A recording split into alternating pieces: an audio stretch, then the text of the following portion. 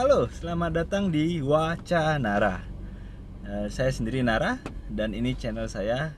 Video pertama kita akan ngobrol bareng. Kita akan ngobrol sambil berkendara, santai saja. Jadi di sini akan saya bercerita beberapa hal, tentunya yang saya tahu ya.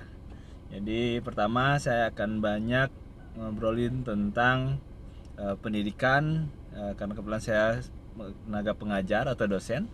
Jadi saya akan cerita tentang perubahan iklim, tentang lautan, juga hal-hal lain yang lebih teknis seperti beasiswa, karir sebagai dosen dan sejenisnya. Kemudian yang kedua, saya mau cerita hal-hal yang lebih tentang lingkungan. Dalam hal ini lebih banyak tentang sampah, kebakaran hutan dan sejenisnya. Karena kebetulan saya punya startup berupa digital waste management. Saya akan banyak cerita di sana bagaimana startup ini berkembang, bagaimana mengolah sampah yang baik dan benar dan seterusnya. Yang kedua, mungkin lebih banyak hal-hal yang umum. Saya mungkin akan berbagi jalan-jalan, berbagi cerita atau ngobrol-ngobrol yang cukup random gitu ya. Tiba-tiba mungkin kita mengobrol tentang kondisi global, konspirasi atau sejenisnya, atau bagaimana cara kita berpikir. Oke. Edisinya kita akan lebih banyak di mobil dan kita akan ngobrol bareng. Hari ini kita akan berkeliling. Kebetulan ini hari pertama PPKM darurat se-Jawa Bali, dan kita akan lihat bagaimana sih kondisinya, terutama di daerah tempat tinggal saya di Gianyar ya. Jadi yuk kita sambil jalan sambil ngobrol. Oke. Terima kasih banyak ya teman-teman yang sudah mau memulai menonton video yang saya buat ini. Jadi memang video ini saya sengaja untuk sebagai sebenarnya pelampiasan sih ya, untuk saya sendiri bercerita, karena saya suka bercerita.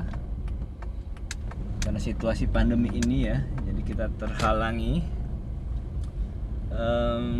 Jadi saya membutuhkan media dan salah satunya saya pengen ngevlog, tapi ternyata ketika saya berpikir saya ingin ngevlog, masalahnya adalah saya sangat jarang punya waktu luang.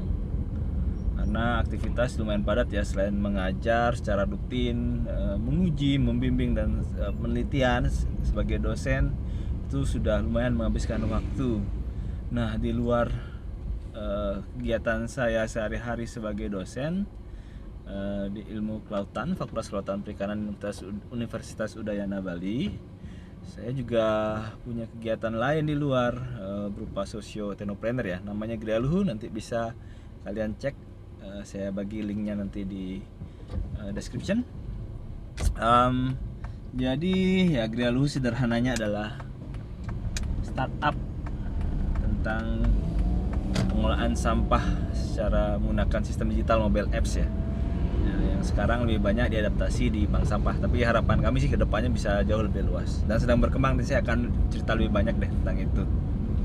Nah, karena kesibukan itu, waktu luang sangat sedikit ya. Kalau lagi di kantor ya tentu kerja, banyak sekali kerjaannya. Di rumah tentu lebih banyak meluangkan waktu untuk keluarga. Jadi saya berpikir, kapan sih saya punya waktu luang untuk mengobrol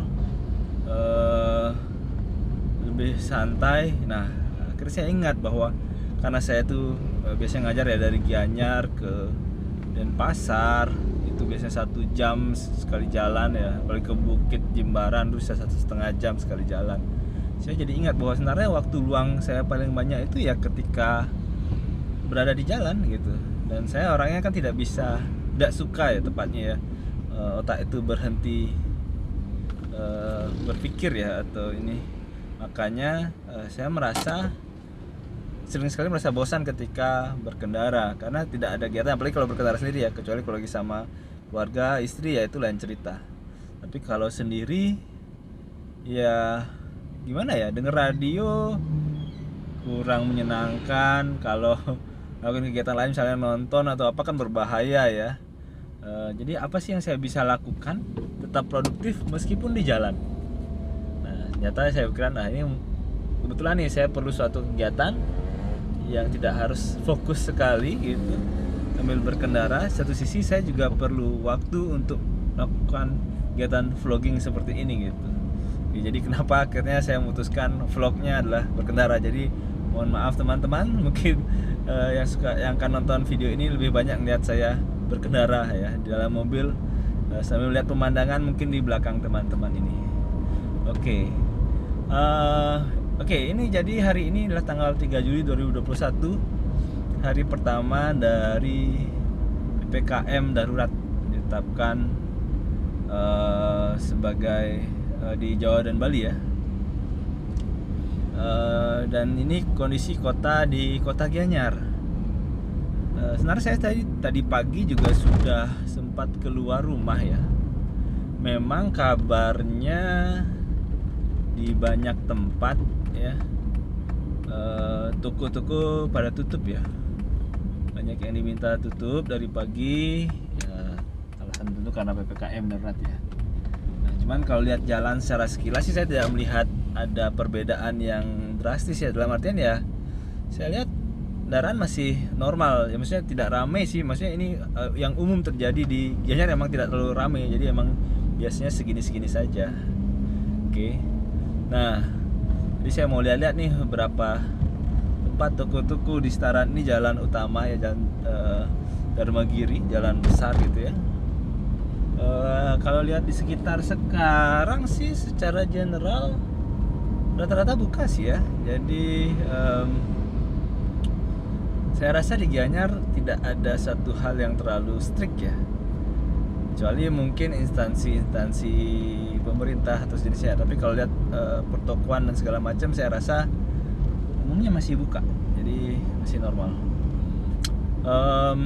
Sedangkan kalau saya sendiri di kampus tadi baru dapat surat edaran sih. Jadi kita emang diarahkan 100% untuk work from home gitu ya. Dari tanggal 3 Juli hari ini sampai tanggal nanti 20 Juli 2021. Bagaimana rasanya ya? Saya rasa sih tidak akan ada banyak berbeda ya secara aktivitas, karena memang sudah 1,5 tahun ini rasanya juga cukup membingungkan antara libur dan kerja, itu batasannya sangat tidak jelas lah. Saya rasa teman-teman juga merasakannya. Nah, jadi saya belum tahu sih nanti apakah ada hal yang lebih ketat mungkin pasca ini, saya juga nggak paham. Tapi sebenarnya cukup menarik melihat keputusan PPKM darurat ini ya. Menarik kenapa? Jadi gini, karena kan di bulan Juli ini dicanangkan Bali untuk buka pariwisata. Jadi bagi teman-teman yang nggak tahu, nggak paham situasinya, Bali bisa dibilang lah yang paling terdampak dari COVID ini. Kenapa ya? Karena perekonomian Bali sebagian besar bersandar pada pariwisata ya. Jadi bisa teman-teman bayangkan ketika pariwisata hidup, semua orang bisa dapat gaji yang layak, cukup beberapa juta atau lebih. Tiba-tiba mayoritas orang Bali tidak punya pekerjaan gitu. Itu hal yang tidak mudah, sangat tidak mudah. Tapi ternyata Bali masih bisa survive lah ya, saling tolong menolong. Jadi sudah selama sekian bulan itu selalu dijanjikan tuh pariwisata akan dibuka, tapi tunda. Nah, yang paling terakhir itu ya bulan Juli ini tahun 2021 ini. Dan seingat saya memang di tanggal 2 Juli kemarin tuh Pak Gubernur sempat lah melakukan pembukaan pariwisata di Nusa Dua. Kemudian muncul isu atau berita tentang PPKM darurat, dan kemudian itu dibantah langsung oleh Pak Sekda ya, Sekda Provinsi Bali, bahwa tidak akan dilakukan. Tapi akhirnya ternyata terjadi juga tanggal 3 sampai 20 Juli. Dan Bali mau nggak mau mengikuti ya, karena yang jadi menarik adalah karena ini jadinya momennya jadi agak aneh gitu. Ketika ya pariwisata mau dibuka tapi PPKM kan jadi tidak dibuka ya gitu ya, sederhananya. Jadi PPKM darurat jadi tidak jadi buka. Kemudian anehnya adalah yang saya lihat sih memang perkembangan kasus COVID-nya memang lebih banyak di Jawa ya daripada Bali. Bali sih ada peningkatan memang. tapi saya rasa tidak cukup drastis lah. Tapi ternyata Bali harus kena juga, karena saya pikir memang kalau tidak dilakukan dan pariwisata dibuka gitu ya, saya pikir orang-orang dari ibu kota atau kota besar lain di Indonesia semua pasti akan datang ke Bali, dan saya nggak tahu kontrolnya bagaimana ya.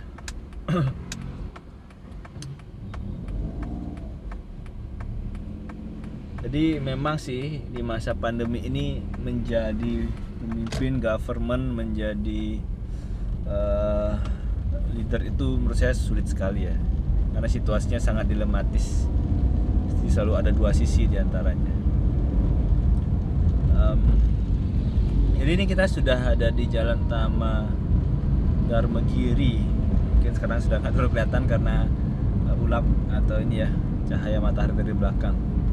Tapi ini daerah utama Dharmagiri, dan sebelah kiri saya ini adalah Stadion Dipta atau stadion kandangnya Bali United ya. Jadi kalau setiap lewat jalan ini saya selalu ingat tentang pertandingan sepak bola, karena pertandingan sepak bola itu sangat hidup di Gianyar ini. Jadi kalau lagi ada pertandingan sepak bola, wah ramainya luar biasa, jalannya macet. Tetapi menyenangkan, mungkin tidak bagi semua orang ya, tapi saya rasa banyak yang merasa menikmati situasi itu. Punya klub kebanggaan, apalagi Bali United berprestasi ya, sempat menjadi juara Liga Indonesia. Tapi sekarang sudah 1,5 tahun kurang lebih sudah tidak ada pertandingan sama sekali, jadi tiba-tiba sepi semua ya.